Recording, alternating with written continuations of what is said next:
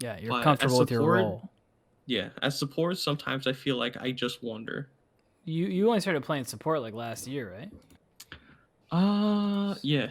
Yeah, I mean that's there's this quote that I've been hearing a lot recently, that I've been using a lot recently too, is that there's no such thing as good or bad. There's only trained and untrained.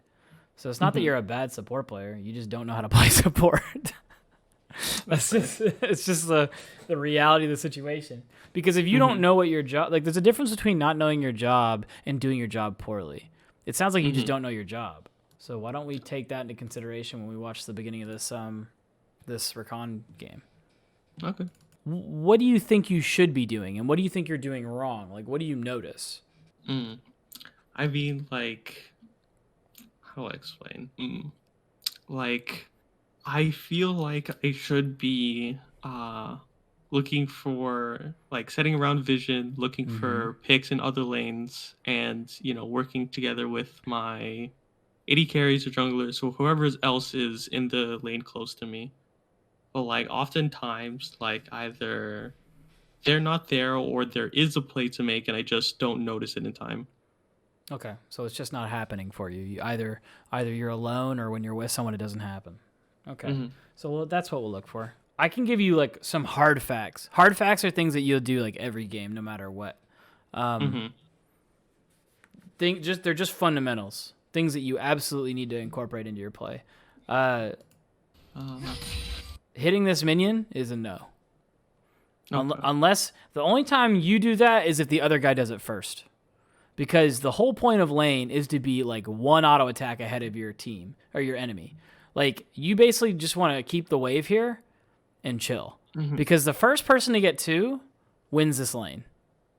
Now, Hmm. I remember you saying something like I think you made some kind of comment to the effect of you think that maybe you guys can win a fight 2v2. Um, that's true, and you actually do end up beating them in a fight. Um, However, I mean Tristana level 2 versus and Tarek level 2 versus y'all's level 2, you guys should never win that at all, especially because of the summoner disadvantage. And you guys have ignite you have exhaust heal Yeah. And and they they have have ignite exhaust. And so uh her ignite counters your heal or her heal and your heal hmm actually for that matter. But yeah, so they actually and Tarek is an absolute engine. Like he produces so much value by auto attacking and healing, mainly level hmm 3. And Tristana is one of the most aggro. Her damage is almost inevitable. So in my mind, I'm thinking their lane is stronger. I need to be playing a little bit more in the middle, not necessarily aggressive, because it's the second wave melees that get you to level 2. So are you familiar with how many minions it takes to get to level 2 in top lane? um not really, no. Okay, so the entire first wave will not get you level 2. Hmm. But when you're in a solo lane, it's the first melee of the second wave that gets you to level 2. Hmm. When you are in a bot lane, it's like a 33% XP share or something, or bonus XP cut or something. I don't know the numbers. I don't even know the name of it.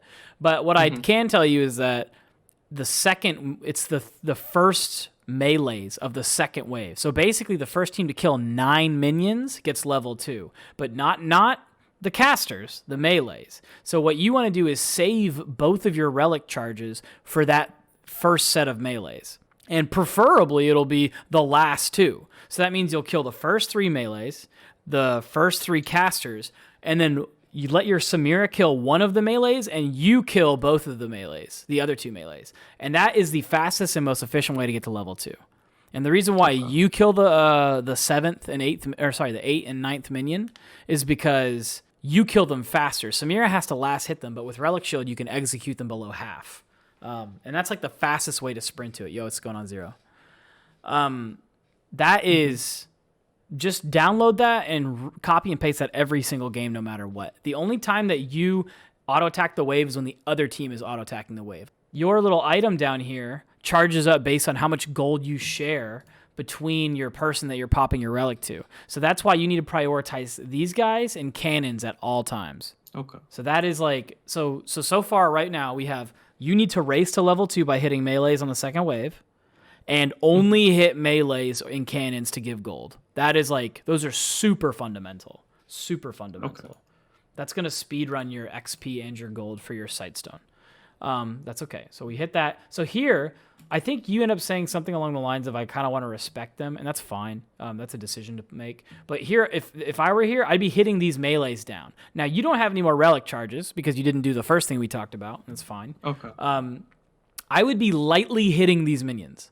I would be lightly tapping them for my AD carry to set them up for him to kill them. That way, when we get level 2, what you'll notice is that these guys, they'll be zooming in on these minions. You know, he'll be like, oh man, I really need to kill these minions. And you'll be level 2. And so you can just engage on them whenever they're trying to get level 2. So that's why that race to level 2 is like the most important thing you can do as a support. The third wave is a cannon wave, which means you need to save your third charge for the cannon if you can at all cost.